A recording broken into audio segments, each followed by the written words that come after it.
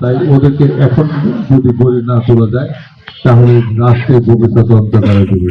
তাই আসুন আগামী 12 ফেব্রুয়ারি সকালে সকালে আমরা ভোট কেন্দ্রে যাই, ভোট দিয়ে বিএনপিকে জয় করাই।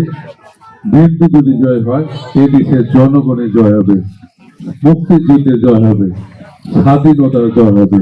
সকলকে ধন্যবাদ। আসসালামু আলাইকুম ওয়া রাহমাতুল্লাহি ওয়া বারাকাতুহু। ধন্যবাদ।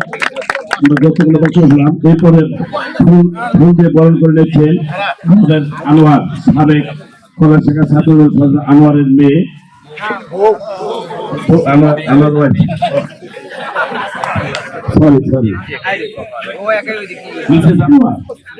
আনোয়ার এবং মিসেস আনোয়ার ফুল দিয়ে বরণ করে নিচ্ছেন আমাদের প্রিয় নেতা খন্দকার আবাস ভাইকে।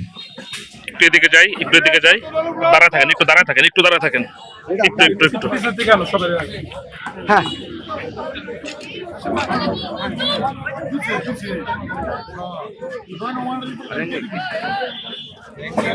আমাকে সভাপতি বক্তব্য রাখার জন্য অনুরোধ করছি। আমাকে সভাপতি বক্তব্য।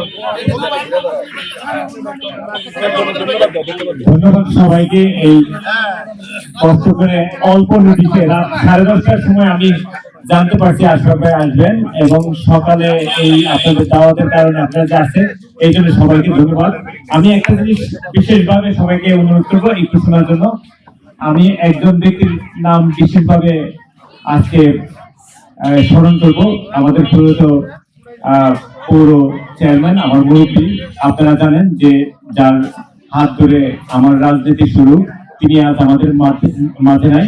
আমি তার জন্য তার রুহের মাত্রা কামনা করছি। আমাদের প্রিয় সেই আব্দুর রহিম মিয়া, সাবেক মরহুম পৌর চেয়ারম্যান।